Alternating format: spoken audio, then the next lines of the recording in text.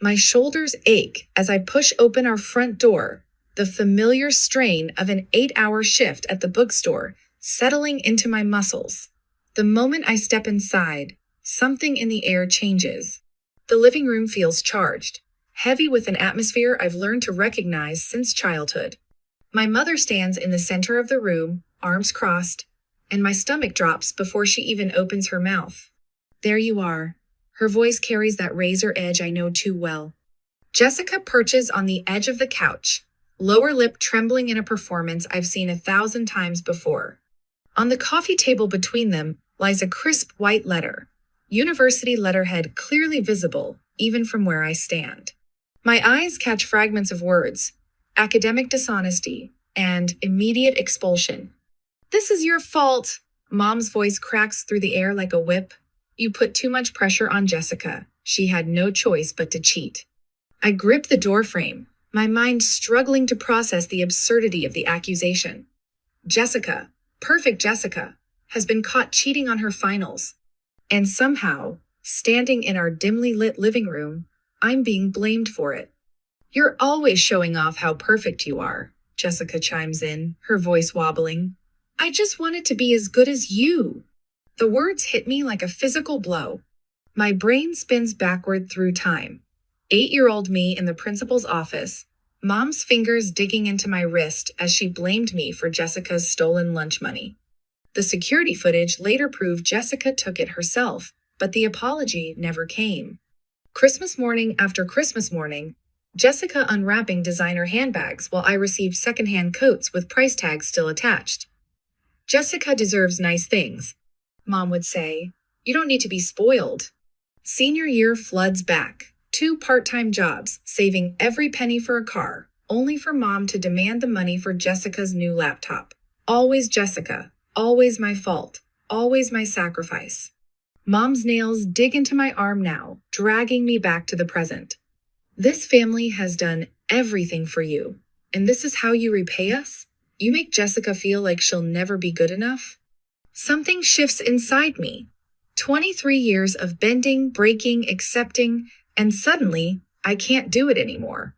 I pull my arm free, lifting my chin to meet her gaze. "I had nothing to do with this," I say, my voice shaking but firm. "Jessica cheated. That's on her."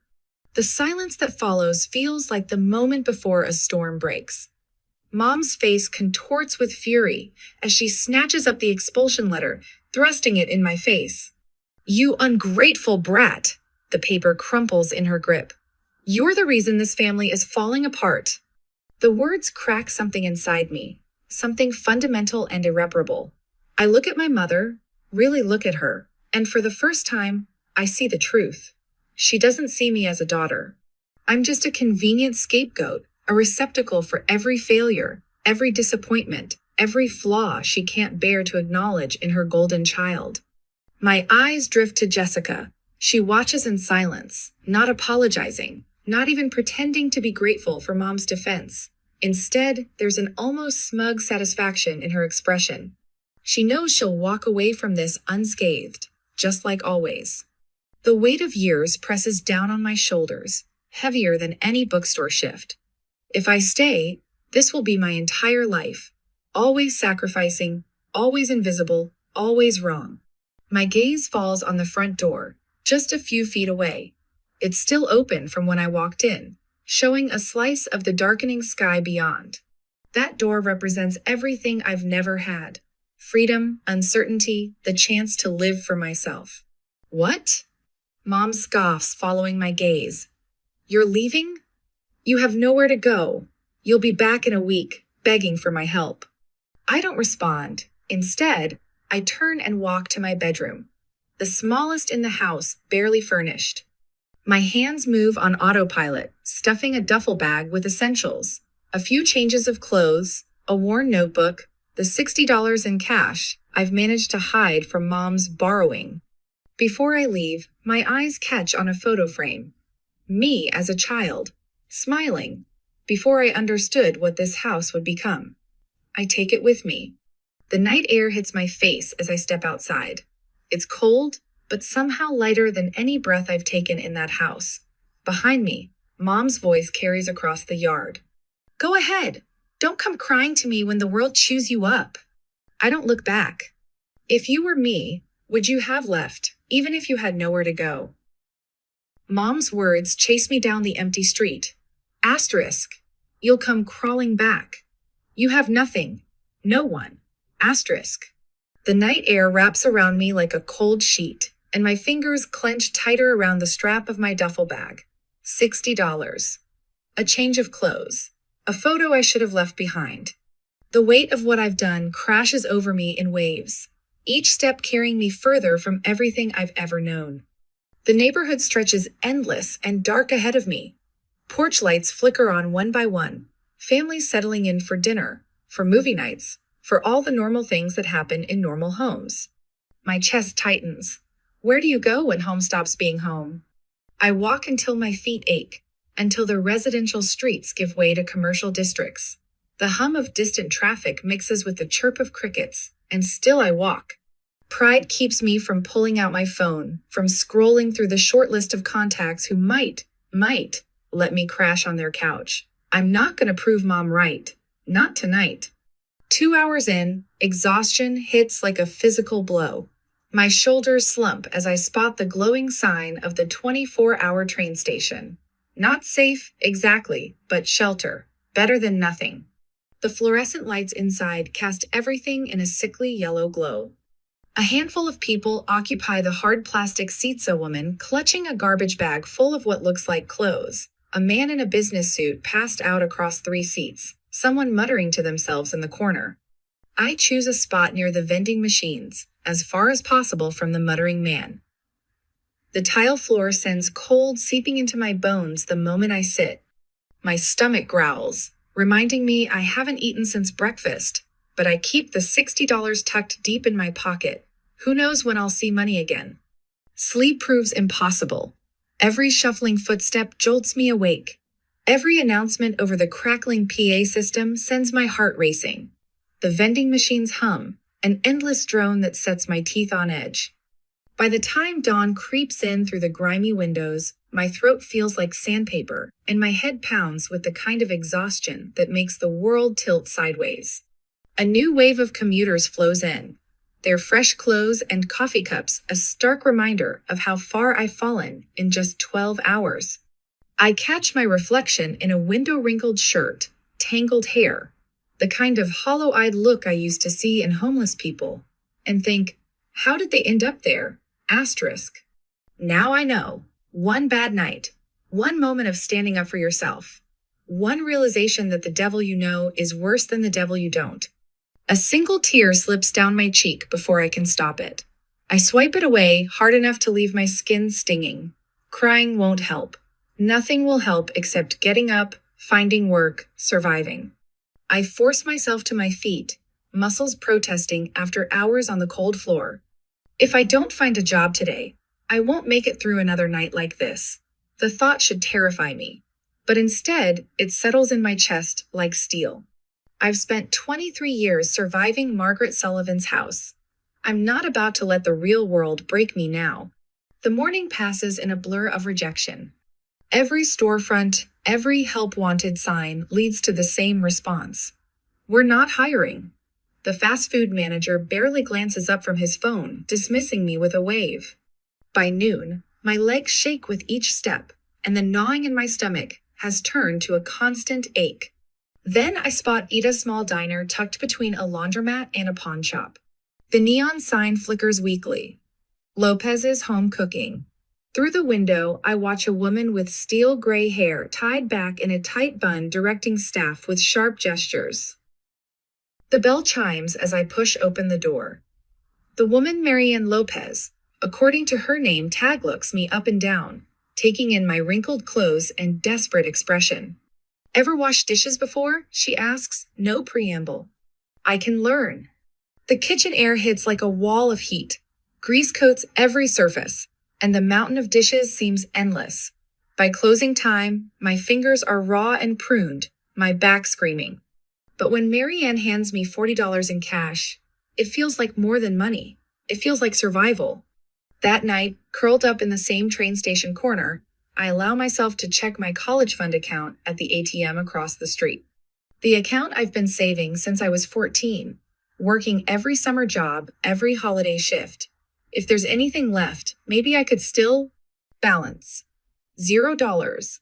My hands shake as I navigate through the transaction history. Multiple withdrawals, all under Margaret Sullivan's name. Designer clothes, concert tickets, private tutors for Jessica. The screen blurs as tears well up. She didn't just kick me out, she made sure I couldn't leave on my own terms. Made sure I'd have nothing. But something shifts in my chest, something harder than despair. If Margaret Sullivan could steal my future, I'll build a new one. Without her. Without any of them. Need more hours? Marianne asked the next morning, watching me scrub pots with mechanical precision. Yes. My friend owns a coffee shop. She needs help. You want in? I pause, sponge dripping suds onto my shoes. 2 jobs means twice the escape velocity. When can I start? The coffee shop is different customers instead of dishes, lattes instead of grease. My first real paycheck feels like victory, small but mine. Every dollar is a brick in the wall between me and Margaret Sullivan's voice in my head. Then I see it checking my remaining account balance at the end of the month. A transaction made in my name weeks after I left. Margaret Sullivan, still pulling strings, still using my identity like it belongs to her. I should be angry, should report it. But something colder takes root instead. Let her think she's won. Let her keep digging her own grave. One day, when I'm ready, all her fraud will come back to haunt her, and this time, I'll be the one watching her fall. My hands shake as I count out $1 bills on my threadbare mattress. 23, 24, 25. The bills are wrinkled and stained from 12-hour days split between Bean and Brew and Lopez Diner. I stuff them into a worn envelope, already knowing it's not enough for rent. The alarm on my phone blares at 4:15 a.m. Another day, another shift. I drag myself up, muscles screaming from yesterday's double. The mirror shows dark circles under my eyes that no amount of concealer can hide. But pride means nothing when you're one missed paycheck away from sleeping in your car. At Bean and Brew, I've mastered the art of becoming invisible. Head down, movements efficient, voice pleasant but forgettable. Until I'm not. Seriously? A woman in a cream-colored blazer sneers as I fumble her complicated drink order. Why do they even hire people who can't do their job properly? My cheeks burn, but I keep my expression neutral as I remake her drink. Inside, rage bubbles up like scalding milk in the steamer. I want to tell her about my cramping fingers from 8 hours of dishwashing yesterday. About choosing between dinner and bus fare. I said, sugar-free vanilla, she snaps, pushing the drink back across the counter. I remake it again, and again, and again. That night, I collapse onto my bed without bothering to change. The springs dig into my back through the thin mattress, but I'm too exhausted to care. As I turn my head, a familiar scent catches my attention, soft, soothing lavender. My eyes find the source, an old handmade candle tucked in the corner of my duffel bag, one of the few things I grabbed when I left. The scent pulls me back 12 years. Mom's kitchen, but on a rare day when she and Jessica were out. Me, carefully melting wax in an old pot, pouring it into mismatched jars from the recycling bin. The pure satisfaction of creating something beautiful from nothing. I sit up slowly, mind racing. My laptop is already open to my checking account, $212.47. Just enough for supplies. If it doesn't work, my finger hovers over the place order button. In my head, Mom's voice sneers, asterisk. You'll fail. You always do. Asterisk. I click. 3 days later, my tiny apartment fills with the warm scent of melting wax. I measure temperatures obsessively, test fragrances, adjust ratios. Each candle takes shape under my hand-simple mason jars, filled with carefully layered colors and scents that remind me of comfort, of home. Not the home I had, but the one I always wanted. The Etsy shop setup takes hours. I photograph each candle under the harsh fluorescent bathroom light, trying to make them look professional. The descriptions flow easier words about warmth, comfort, peace, things I'm still learning to find. Days pass. No sales.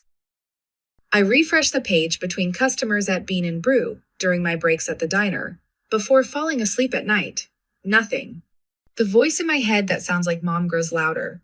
What made you think anyone would want this? Asterisk? Thina notification. 1 candle. $12. I stare at the order confirmation until my vision blurs. It's barely enough to cover shipping, but it's something. It's proof. The validation lasts exactly 8 days. Then the reviews start. Poor quality. Arrived broken. Smells like chemicals. Worst purchase ever. Don't waste your money. Amateur hour. Get a real job. My stomach turns to ice as I read the usernames. Margaret's 1962. Jessica Love's 2 Shop. They found me. Later that night, I discover a Reddit thread. Jessica's username is unmistakable, mocking my pathetic little candle shop and reminding everyone that some people should know their place. The rage that fills me isn't hot like before. It's cold, crystalline. For the first time, I see the truth with perfect clarity. They don't just want me to stay down. They want to make sure I never get up. You look like you're plotting murder. I snap my head up from my phone to find Riley, my Bean and Brew coworker, watching me with concern. She's wiping down the counter after closing, her blue hair falling in her face. I'm fine, I say automatically. Yeah, and I'm the Queen of England.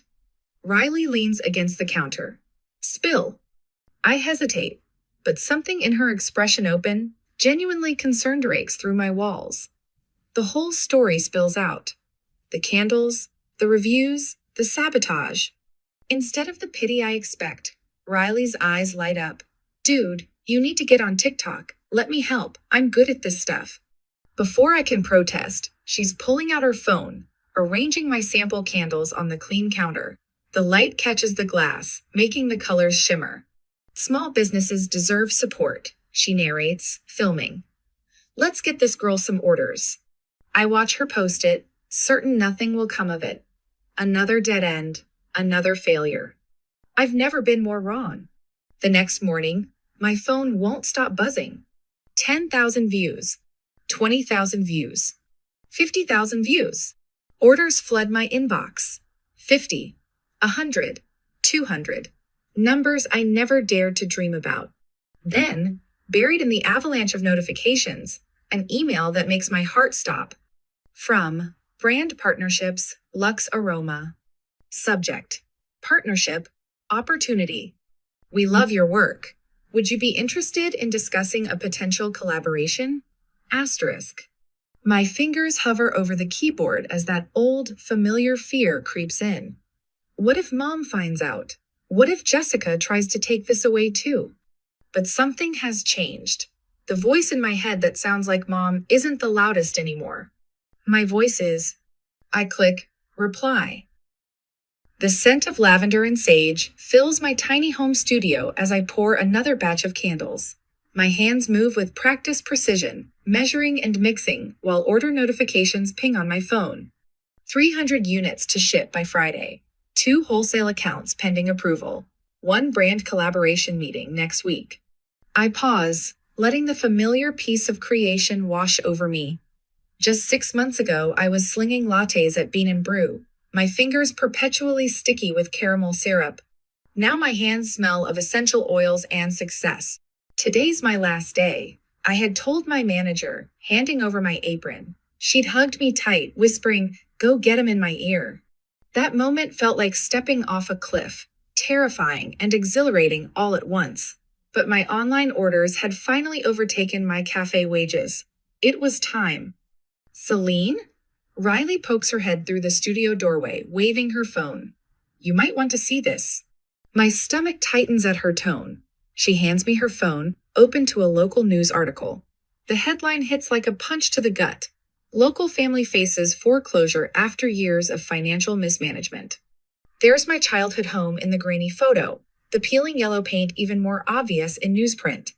The article mentions Margaret Sullivan by name, my mother, and details how she's 3 months behind on mortgage payments. My eyes catch on a quote from a neighbor. It's sad to see. That house used to be so well maintained, but ever since her older daughter left. I hand the phone back to Riley, my hands steady. I need to finish these orders. There's more. Riley's voice softens. Jessica dropped out, failed most of her classes last semester. The loans came due and she trails off, watching me carefully. I turn back to my work table, checking the temperature of my wax. Not my problem. But that night, as I'm packaging the last orders, my phone buzzes. Unknown number, but I recognize the area code. Home. My mother's voice crackles through the speaker before I can decline. Celine, honey. The familiar manipulation oozes through her words, but something's different. A tremor. Uncertainty. I miss you. Family should stick together. Your sister is struggling. We all are. We need you. I let the silence stretch, feeling the weight of 2 decades of guilt and obligation press against my chest. But it doesn't crush me anymore. I end the call without speaking. The texts from Jessica start flowing immediately. I know I was a bad sister. I was just jealous. You were always so much better than me. Please, Celine, I have nowhere else to go. I block both numbers and return to my work. The wax melts, the orders ship. My business grows. 3 days later, Riley bursts into the studio again. It's gone viral. She shows me a social media post from Mrs. Chen, our old next-door neighbor, the one who used to slip me extra cookies when I helped her with her garden, the one who saw everything. I watched that girl get blamed for things she didn't do her whole life, the post reads. Celine Sullivan was treated like a maid while Jessica Sullivan was worshipped. Now that Celine has a successful business, suddenly they miss her? Where was that love when she was working 3 jobs to survive? The comment section explodes with support. Old classmates emerge with their own stories. The truth about Jessica's academic cheating scandal resurfaces. Someone mentions how she used to steal other students' work. A former teacher confirms it. I watch it all unfold, with a strange detachment. The empire of lies my mother built around her golden child crumbles, post by post, share by share. Jessica's name becomes toxic in professional circles. No one will hire her now. The next time my mother calls, she uses Jessica's phone to bypass the block. Her voice shakes. No superiority, no arrogance, just raw desperation. Please, she whispers. We have nothing left. Jessica's call comes an hour later, her words stumbling between sobs. I have nothing left. I was horrible to you, I know, but please, help me. I stand in my studio, surrounded by the business I built from nothing. The fresh batch of candles cools on the rack, their surfaces smooth and perfect. Orders wait to be shipped to customers who value my work. My bank account holds more money than my mother ever borrowed from me. The power has shifted. They know it. I know it. I pick up a candle, examining its flawless surface. For years, they controlled every aspect of my life. Now they need me to survive. The irony would be sweet if I could still taste it. But standing here, in the life I've built for myself, I realize I feel nothing for them at all. No anger, no satisfaction, no love. The bell above my shop door chimes. I look up to see 2 familiar figures step inside, my mother and Jessica, shadows of their former selves. Their designer clothes are gone, replaced by worn department store clearance. The makeup can't hide their exhaustion. My mother's eyes dart around the studio, calculating the value of everything she sees. Even now, she's looking for something to take. Celine, baby? Her voice drips with false sweetness. I know we've had our differences, but you're successful now. You can afford to help your family, right? Jessica steps forward, her hands twisting together. I'll do anything, please. I'll work for you. Just don't let me end up like this. I look at them. Really look at them. The women who made my childhood a prison. The mother who stole my future to fund her favorite daughter's failures. The sister who watched me break and smiled. They wait for my response. Desperate hope painted across their faces. They expect the old Celine, the one who would sacrifice everything to earn a scrap of their approval. But that Celine is gone. In her place stands a woman who built herself from the ashes they left behind. The candle in my hands has cooled completely now. I set it aside with the others, ready for shipping to someone who will appreciate its worth. No, I say simply, and turn back to my work. The clicking of my heels against polished marble echoes through the lobby as I approach my office. Through the glass walls, I spot them before they see me, Mom and Jessica, looking small and displaced among the sleek furniture and modern art pieces I've carefully selected. The expensive furnishings reflect the life they never imagined I'd have. Abstract paintings worth more than our old house, ergonomic chairs that cost more than Jessica's last semester of college, floor-to-ceiling windows overlooking a city that finally belongs to me. Jessica perches on the edge of a leather chair, her designer clothes from better days now wrinkled and worn. Her hollow cheeks and bitten nails tell a story of sleepless nights and mounting debts. Mom stands rigid beside her, hands clasped in a pose I recognize from countless parent-teacher conference-ish concerned mother act. My stomach doesn't drop anymore when I see them. That's new. Celine, sweetheart. Mom's voice breaks as she spots me, tears welling up right on cue. Her hands tremble as she reaches toward me, a masterful performance of motherly remorse. We've made mistakes, I see that now, but we're still family. I let the silence stretch, watching as Jessica's fingers twist in her lap. She looks thinner now, her once perfect makeup slightly smudged, the designer bag at her feet a knockoff of last season's style. The golden child tarnished at last. Family helps each other, right? Jessica's voice wavers, but I catch the familiar manipulative undertone. She leans forward, desperation crackling beneath her practiced vulnerability. After everything, you wouldn't just abandon us, would you? The irony almost makes me laugh. Instead, I cross my arms, tilt my head, and ask the question that's been burning in my throat for years. Oh, but when I needed help, where were you? Mom flinches, as if I'd slapped her. Good. When I worked 2 jobs and still had to give Jessica my savings, where were you? Each word drops like ice into the pristine quiet of my lobby. When I had nowhere to sleep but a train station, where were you? When you stole my college fund? When you laughed as I struggled, where were you? We didn't know, Mom stammers, her performance cracking. The perfectly curated tears dry up as reality sets in. We thought you'd be fine on your own. A cold smile curves my lips. Well, you were right. I was fine. I am fine, and I did it without you. Jessica's face crumples, reality finally piercing her bubble of privilege. No education after the cheating scandal, no career prospects, no safety net. The golden child finally facing consequences. The truth of her situation reflects in the windows surrounding us is nothing now, and she knows it. I was a kid, Jessica's voice cracks. I didn't know any better. And now you're an adult, facing the consequences of your actions. I meet her gaze steadily. Welcome to the real world, Jessica. I reach into my desk drawer, pull out 2 bus tickets. They're one-way tickets back to our old town, the place Mom swore she'd never return to, where the streets are too narrow and the dreams too small. I lay them on the glass coffee table with precise movements. I won't leave you with nothing. Here's a way home. Take it or leave it. Jessica snatches up one ticket, rips it in half. Her hands shake with the same entitled rage that once made me feel so small. You think this is funny? You think you're better than us? No, Jessica. I straighten my blazer, smooth imaginary wrinkles. I know I'm better than you. Mom stares at the torn pieces of paper scattered across my pristine floor. She doesn't argue anymore, doesn't plead. She knows this is over. The city hums beyond my windows, a rhythm of success she'll never be part of. I take one last look at them, the mother who never saw me, the sister who never earned her crown. Years ago, their judgment could shatter me. Now, they look small, insignificant.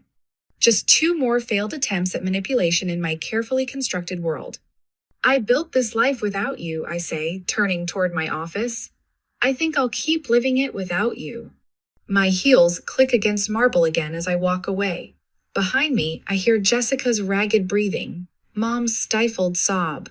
The sound of their desperation fades with each step. I don't look back. I've spent enough of my life looking back. Morning light streams through my floor-to-ceiling windows, casting long shadows across the bamboo floors of my apartment. I breathe in the rich aroma of freshly ground coffee beans, letting the quiet settle around me like a familiar blanket. No tension, no walking on eggshells, just peace. My phone buzzes with a notification. Another 5-star review for Lunar Lux candles. I scroll through the comments, a smile tugging at my lips as I read about how our signature scents have transformed people's faces. 3 years ago, I was mixing essential oils in my cramped studio apartment, praying I could sell enough to make rent. Now I have 15 employees, a warehouse in Brooklyn, and more orders than we can handle. I pause at my bedroom mirror, taking in my reflection. The dark circles that once haunted my eyes have faded. My shoulders no longer hunch with the weight of constant criticism. I look free. The drive to my old neighborhood feels surreal. Each familiar turn stirs memories I've long since buried, but they no longer have the power to wound. When I round the final corner, I almost don't recognize the house. The pristine lawn Margaret took such pride in has grown wild and unkempt. Paint peels from the shutters like dead skin, and a crooked for sale sign swings in the autumn breeze. I park across the street, studying the abandoned shell of my childhood prison. No cars in the driveway, no lights in the windows, just empty rooms holding the ghosts of arguments long past.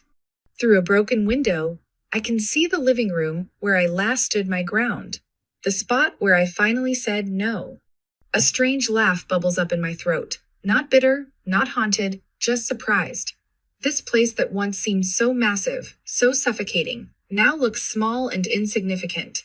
Like a set from a play I no longer have to perform in. The community center downtown buzzes with afternoon energy as I push through the glass doors. In the main room, a group of young women gather around tables, some taking notes, others sharing stories. My mentorship program started small, just me and 2 others who'd escaped similar situations. Now we have 30 regular attendees. Maya sits in her usual corner, dark hair falling forward to hide her face. At 16, she reminds me so much of myself it aches. Her parents kicked her out last month for refusing to give up art school for the accounting degree they'd chosen. Now she crashes on friends' couches, working part-time at a diner, clinging to her dreams with both hands. "How do you stop being afraid they'll come back?" she asks when I sit beside her. Her voice trembles, but her eyes hold steady. "That they'll find a way to hurt you again?" I take her hand, feeling the slight tremor in her fingers. "You don't have to stop being afraid." I tell her the truth I wish someone had given me. You just have to stop letting the fear control you.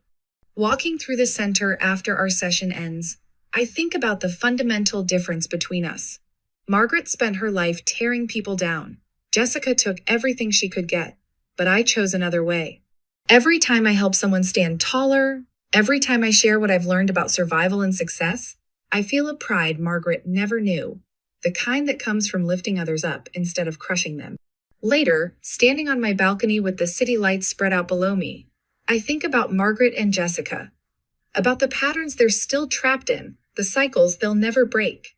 I chose a different path. Every young woman I help find her strength. Every candle we ship with a handwritten note of encouragement. Every moment I choose kindness over bitterness. It's another step further from becoming them. The night air carries the faint scent of autumn, crisp and full of possibility.